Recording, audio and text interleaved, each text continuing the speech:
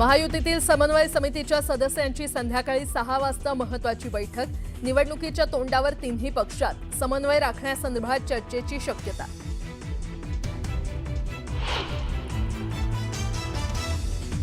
शेर को धमका सकते हैं, डरा नहीं सकते. तालुक्याची बदनामी झाली ती तुमच्यामुळे. रामराजेंना रणजितसिंह निंबाळकरांचा टोला. तर गुन्हा केला नाही तर कुणाच्या बापाला घाबरत नाही म्हणत निंबाळकरांचं आरोपांना उत्तर.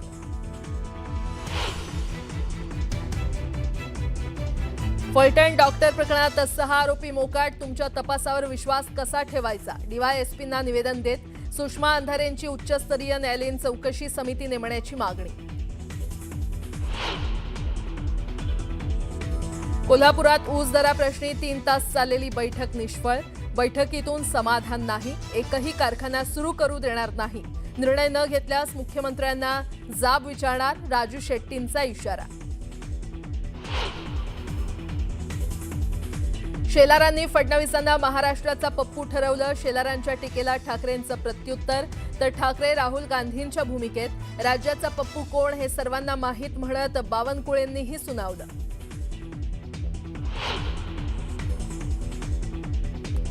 मराठी माझी आई, उत्तर भारत मावशी. एक वेळ आई मेली तरी चालेल पण मावशी जगली पाहिजे.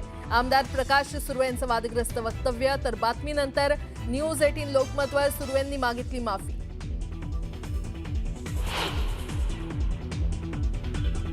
मंचर इथलं रास्ता रोको आंदोलन सुरूच. वनमंत्री आणि पालकमंत्री येईपर्यंत रास्ता रोको सुरूच राहणार. बिबट्याच्या हल्ल्यातील मृत मुलावर अद्यापही अंत्यसंस्कार नाही.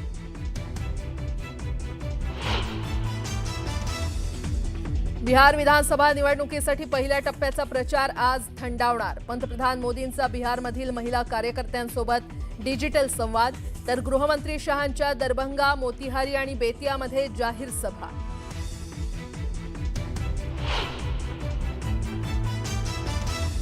दुबईमध्ये आजपासून आयसीसीची वार्षिक बैठक. आशिया कप ट्रॉफीचा मुद्दा उपस्थित करणार बीसीसीआय.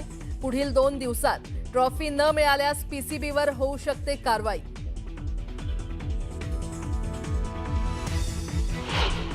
बातमीपत्रामध्ये आता पाहणार आहोत सकाळच्या महत्त्वाच्या 100 बातम्या अतिशय वेगवान स्वरूपात. सुरुवात करूया. महायुतीच्या समन्वय समितीची आज संध्याकाळी 6 वाजता बैठक पार पडणार आहे. बैठकीमध्ये महायुतीचं धोरण ठरवण्यात येणार असल्याची माहिती राष्ट्रवादीचे प्रदेशाध्यक्ष सुनील तटकरे यांनी दिली आहे. उपमुख्यमंत्री एकनाथ शिंदे 5 नोव्हेंबरला कोल्हापूर दौऱ्यावर जाणार आहेत. कोल्हापुरात एकनाथ शिंदे शिवसेना गटप्रमुखांचा मेळावा घेणार आहेत. पश्चिम महाराष्ट्रात शिवसेना पूर्ण ताकदीनं स्थानिक स्वराज्य संस्थेची निवडणूक लढणार आहेत. मराठी माझी आई, उत्तर भारत मावशी. एक वेळ आई मेली तरी चालेल पण मावशी जगली पाहिजे असं वक्तव्य आमदार प्रकाश सुर्वे यांनी केलं. प्रकाश सुर्वेंच्या वक्तव्यानंतर वाद निर्माण झाला. विरोधकांकडून टीका होताच प्रकाश सुर्वेंनी आपल्या वक्तव्याबाबत दिलगिरी व्यक्त केली आहे. सांगलीच्या जत शहरात साखर कारखान्याच्या मुद्द्यावरून जयंत पाटलांचे विडंबनात्मक फलक लावण्यात आले. यावर विशाल पाटील आणि आमदार विश्वजित कदम यांचं कार्टूनही झळकलंय. खासदार अरविंद सावंत आणि खासदार अनिल देसाई निवडणूक आयोगाच्या कार्यालयात तात्काळ बसले. वेळ मागितल्यानंतरही निवडणूक आयोग वेळ देत नाही. केंद्रीय निवडणूक आयोगावर तात्काळ ठेवल्याचा आरोप करत सत्ताधाऱ्यांनी देखील मतदार यादीमध्ये घोळ झाल्याचं मान्य केलंय असं अनिल देसाई म्हटलंय. केंद्रीय राज्यमंत्री रामदास आठवलेंनी विरोधकांनी केलेल्या वोट चोरीच्या आरोपांचं समर्थन केलंय. निवडणूक आयोगानं मतांची चोरी होऊ नये याची काळजी घेतली पाहिजे. विरोधकांनी उपस्थित केलेल्या शंकांचं निरसन झालं पाहिजे असं आठवले म्हटले. तर मुंबईतला मोर्चा सत्याचा नव्हता तर पक्षाचा होता असा टोला देखील त्यांनी लगावलाय.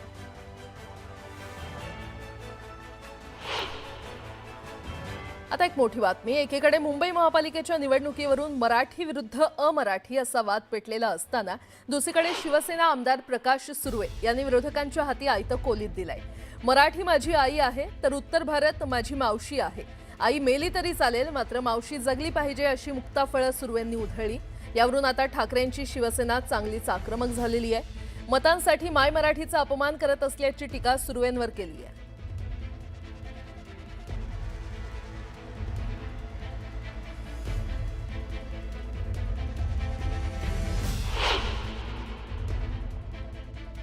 मराठी मेरी मातृभूमि मेरी माँ है तो उत्तर भारत मेरी मौसी है। और एक बार माँ मर गई तो चलेगा, लेकिन मौसी मरना नहीं चाहिए, क्योंकि मौसी ज्यादा प्यार करती है। तो माँ से ज्यादा प्यार आपने मुझे दिया है।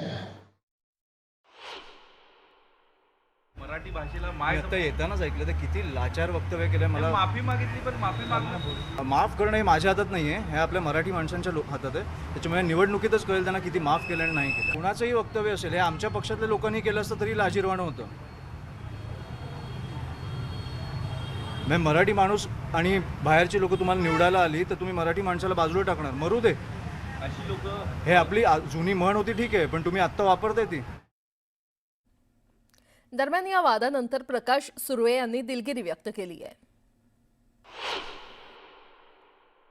मराठी भाषा ही आमची मातृभाषा आहे, आमची मायमाऊली आहे आणि अनावधानाने माझ्या तोंडात शब्द गेला असेल म्हणजे मी हात जोडून माफी मागतो. कुणाच्या भावना दुखावल्या गेल्या असेल त्याची मी दिलगिरी व्यक्त. पुन्हा एकदा बातम्या वेगवान स्वरूपात. छत्रपती संभाजीनगरच्या गंगापूर, पैठण आणि फुलंब्री या 3 विधानसभा मतदारसंघातील सुमारे 60,000 दुबार नावं असल्याची तक्रार प्रशासनाकडे आलेली आहे. तक्रारींच्या अनुषंगानं तालुकानिहाय पडताळणीचं काम सुरू असल्याचा दावा जिल्हा निवडणूक विभागानं केलाय. शेलार यांनी फडणवीसांना पप्पू ठरवलंय असा टोला उद्धव ठाकरेंनी लगावला होता. दरम्यान ठाकरेंच्या टीकेनंतर आपला बाण योग्य ठिकाणी लागलाय असं सूचक वक्तव्य शेलार यांनी केलंय. मेट्रो 3 भुयारी मेट्रो मार्गिकेचा 3रा टप्पा सुरू झाल्यानं मुंबईकरांकडून आरे, कफ परेड, गारेगार प्रवासाला पसंती दिली जाते. त्यानुसार ऑक्टोबर महिन्यात तब्बल 38,63,741 प्रवाशांनी मेट्रो प्रवास केलाय. तर 9 ऑक्टोबरपासून संपूर्ण मेट्रो मार्गिका सुरू झाल्यापासून अवघ्या 23 दिवसात 33 लाखांहून अधिक प्रवाशांनी प्रवास केलाय. दिवाळीत प्रवाशांनी एसटीला भरभरून प्रतिसाद दिला. छत्रपती संभाजीनगर विभागातून रोज सरासरी 1 लाखांपेक्षा अधिक प्रवाशांनी एसटी बसलाच प्राधान्य दिलं. दिवाळीच्या काळातील 12 दिवसात तब्बल 13,48,659 प्रवाशांनी एसटी बसनं प्रवास केला. एसटी महामंडळातर्फे राज्यभर राबवण्यात येत असलेल्या हिंदुहृदय सम्राट बाळासाहेब ठाकरे स्वच्छ सुंदर बस स्थानक या उपक्रमात मुंबई विभागानं पुन्हा एकदा स्वच्छतेचा मानाचा तुरा पटकावलाय. दुसऱ्या सर्वेक्षणाच्या निकालानुसार मुंबई विभागातील मुंबई सेंट्रल, दादर, कुर्ला, नेहरूनगर आणि परळ या बस स्थानकांनी प्रादेशिक पातळीवरचं स्थान मिळवलंय. राज्य मार्ग परिवहन महामंडळ आपल्या मालकीच्या जागांवर सौर ऊर्जा हब उभारणार आहे. त्यातून वार्षिक सुमारे 1,000 कोटी रुपये किमतीच्या म्हणजेच 300 मेगावॅट वीज निर्मितीचं लक्ष्य आहे. उत्पन्नाच्या या नव्या स्रोतातून एसटीला स्वावलंबी बनवण्याचा उद्देश आहे. मुंबईच्या छत्रपती शिवाजी महाराज आंतरराष्ट्रीय विमानतळावरील प्रवाशांना 20 नोव्हेंबर रोजी त्यांच्या प्रवासाच्या योजना तपासण्याचा सल्ला देण्यात आलाय. कारण विमानतळाच्या दोन्ही धावपट्ट्या 6 तासांसाठी बंद ठेवणार आहे असं विमानतळ संचालक मुंबई आंतरराष्ट्रीय विमानतळ लिमिटेडनं म्हटलेलं आहे. पुणे शहरातील रस्त्यांना पडलेले खड्डे बुजवण्यासाठी महापालिकेनं ॲप आणलं. अभियंत्यांना कडक शब्दात आदेश दिले तरीही खड्डे कायम आहेत. त्यानंतर आता रस्त्यांवरील खड्डे शोधून ते बुजवण्यासाठी पथ विभागानं क्षेत्रीय कार्यालयांमधील अभियंत्यांची विशेष पथकं तयार केली आहेत. 5 महिन्यानंतर मुंब्रा रेल्वे स्थानकाजवळ झालेल्या अपघातात गुन्हा दाखल करण्यात आलाय. 9 जून 2025 रोजी झालेल्या मुंबई लोकल रेल्वे अपघातात 4 लोकांचा मृत्यू झाला होता, तर 9 लोक जखमी झाले होते. या अपघाताचा 2 रेल्वे इंजिनियरवर ठपका ठेवण्यात आला असून रेल्वे पोलिसांनी गुन्हा दाखल केलाय. इंडिगोचे मुंबई छत्रपती संभाजीनगर मुंबई विमान वारंवार रद्द होण्याच्या प्रकारानं प्रवाशांमधून तीव्र संताप व्यक्त होतोय. गेल्या काही दिवसांपासून हवामान अनुकूल असताना आणि प्रवासी संख्या स्थिर असूनही ऑपरेशन कारणांचा दाखला देत विमान रद्द करण्याचा प्रकार होतो. माजी खासदार आणि भाजप नेत्या नवनीत राणा यांना लोकसभा निवडणुकीदरम्यान पायाला झालेल्या फ्रॅक्चरनंतर आता पुन्हा पायात एक लहान गाठ झाल्यानं उपचारासाठी नागपूर येथील रुग्णालयात दाखल करण्यात आलंय. राणांच्या पायावर शस्त्रक्रिया करण्यात आली असून डॉक्टरांनी 20 दिवस विश्रांती घेण्याचा सल्ला दिला. यंदाच्या 12वी परीक्षेसाठी आता 11 नोव्हेंबरपर्यंत अर्ज भरता येणार आहे. शिक्षण मंडळानं दिलेल्या मुदतवाढीमुळे हजारो विद्यार्थ्यांना दिलासा मिळालाय.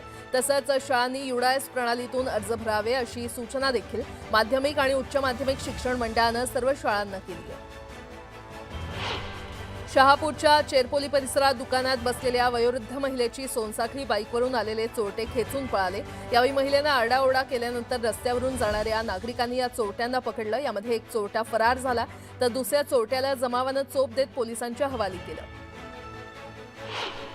पुणे जिल्हाधिकारी कार्यालयामध्ये तळेगाव दाभाडे ते उरुळी कांचन प्रस्तावित रेल्वे प्रकल्पाविरोधात झालेल्या बैठकीत हजारो बाधित शेतकऱ्यांचा तीव्र एल्गार पाहायला मिळाला. जिल्हाधिकारी जितेंद्र डुडी यांच्या अध्यक्षतेखाली झालेल्या या बैठकीत शेतकऱ्यांच्या भावनांचा प्रचंड उद्रेक झाला. यावर जिल्हाधिकारी जितेंद्र डुडी यांनी रेल्वे अधिकाऱ्यांना तात्काळ नवीन पर्यायी मार्गावर पुनर्विचार करण्याच्या सूचना केल्या.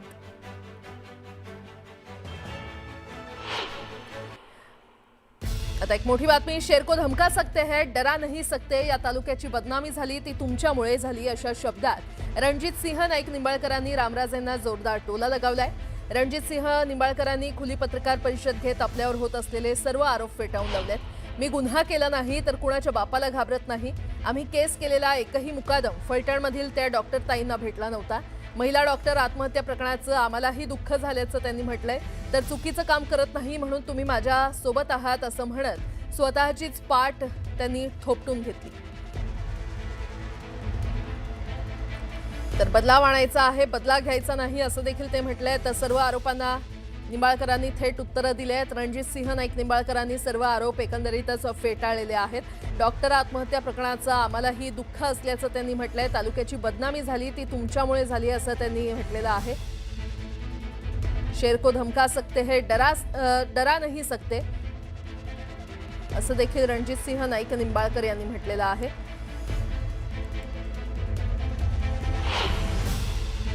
माझी या शुभदिनी तुम्हाला वॉर्निंग आहे, सावधगिरीची सूचना आहे. कारखाने काय तुमचे संसार उद्ध्वस्त केल्याशिवाय ही लोक राहणार नाही. तुम्ही नेहमी बीडचं नाव घेता. अख्ख्या जगात मालोजीराव नाईक निंबाळकराला जे जमलं नाही हे आपल्या फलटणचं नाव CNN आणि BBC न्यूजवर गेलेलं आहे की असं झालेलं आहे. एवढं लक्षात घ्या. इतकी बदनामी ही कशी धुवून काढायची. तर कमीत कमी त्यांना कोणाला पश्चाताप झाला नसेल. ज्यांनी कोणी काय केलं असेल त्याला माझं काय बोलायचं नाही. आमदार, विधान परिषदेचे आमदार यांनी सांगितलं तर माझं नाव देऊन जातो. मी आज जाहीर सांगतो, मला तुमच्याबद्दल द्वेष नाही, पण तुम्ही चॅलेंज केलं. हे सांगतो की या तालुक्याची बदनामी झाली ते तुमच्यामुळे झाली आहे. तुम्ही कुणाला धमक्या देता नाव घ्या म्हणून? कुणाला धमक्या देता तुम्ही नाव घ्या म्हणून? अरे शेर को धमका सकते, डरा नहीं सकते. भाजपचे नेते आणि माजी खासदार रणजित सिंह नाईक निंबाळकर यांची फलटणमध्ये जाहीर सभा पार पडली आणि गेल्या काही दिवसात आपल्या विरोधात बिनबुडाचे आरोप केले जात असल्याचं रणजित सिंह नाईक निंबाळकरांनी म्हटलंय. ही सभा संपल्यानंतर महिलांनी रणजित सिंह नाईक निंबाळकरांना दुग्धाभिषेक घातला. यावेळी रणजित सिंह नाईक निंबाळकरांना अश्रू अनावर झाले होते.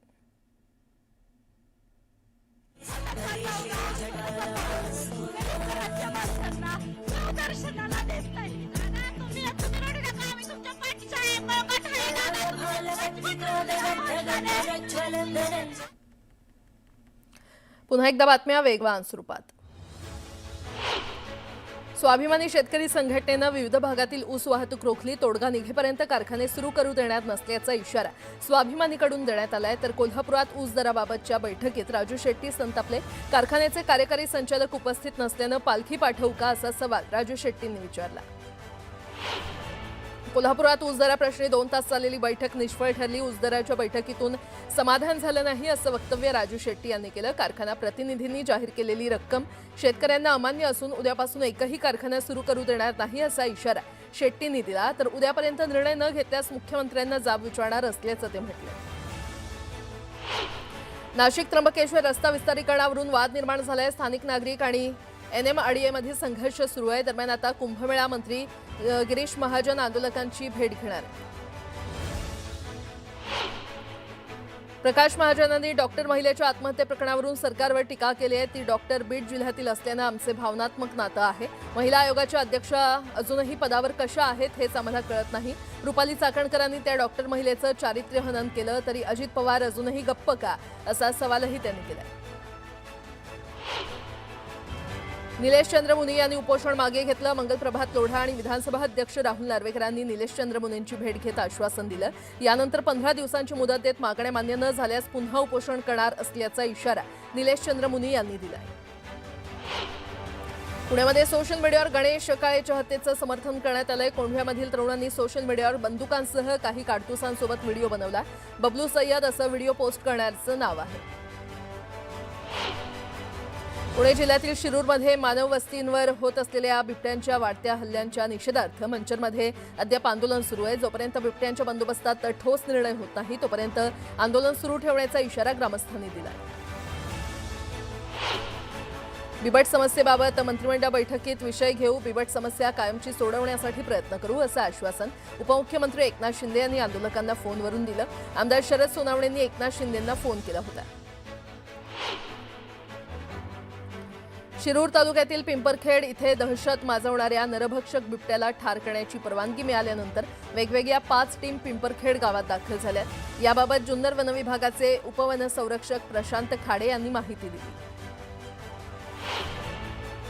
पुण्यात शरद पवारांच्या राष्ट्रवादीच्या वतीनं महापालिकेसमोर आंदोलन करण्यात आलं. पालिकेकडून नव्या 6 एसटीपी प्लांटचे 1860 कोटींचे टेंडर भाजप पदाधिकाऱ्याच्या कंपनीला देण्यात आल्यानं संताप व्यक्त करण्यात आला.